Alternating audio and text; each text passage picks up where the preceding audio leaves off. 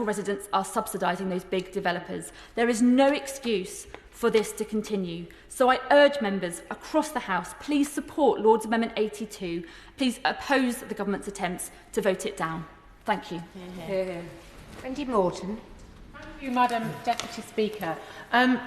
There are many amendments for us to consider this afternoon, but I can assure you I'm going to keep my comments very brief and very specific. And I rise specifically with regard to Amendment 44, which came from the other place and, in my view, was clearly designed to address what some of us see as a deficit when it comes to scrutiny.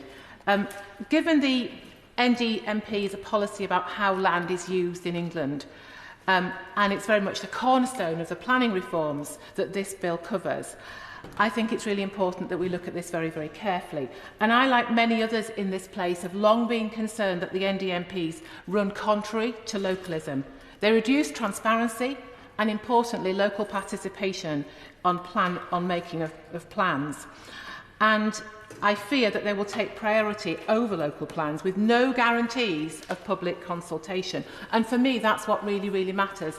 If you have a constituency like mine on the edge of Birmingham, Aldridge Brownhills, local people need and they expect to have their voice heard, particularly when through Parliament in terms of scrutiny.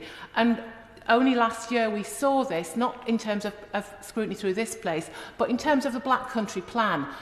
For those of, I can see there's another member from the Black Country in the chamber here today. He will know exactly where I'm coming from when I talk about the Black Country Plan. This was a plan designed to pull all of the local authorities together and look at the housing need for the bigger piece across the West Midlands. And it was areas like mine that were at serious risk of having swathes of houses built upon our precious green belt. Thankfully, and thanks to scrutiny, transparency and the voice of local people and locally elected councillors and parliamentarians, that Black Country Plan was dropped and our local council now is able to go ahead and continue working on the local plan.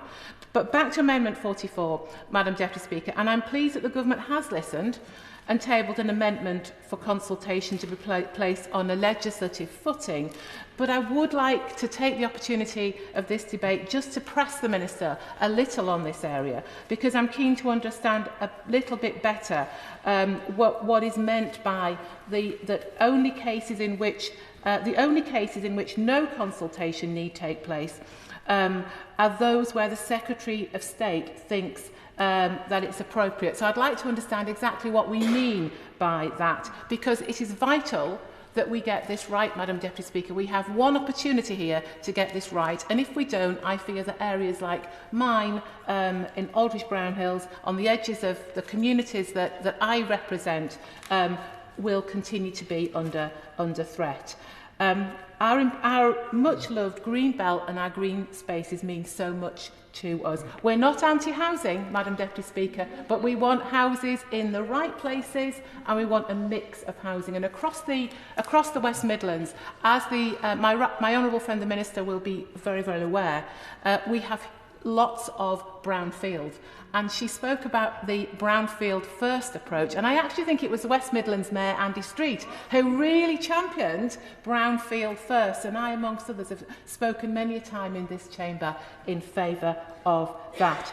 And finally, I just want to touch on duty to cooperate, because that is often at the heart of some of the problems that constituencies like mine face. And I would like to seek some real clarity today from the Minister, or even if it's in writing from the Secretary of State afterwards, as to what do we mean when we refer to the alignment policy. Because I sincerely hope, and I'm seeking reassurance here, that this is not simply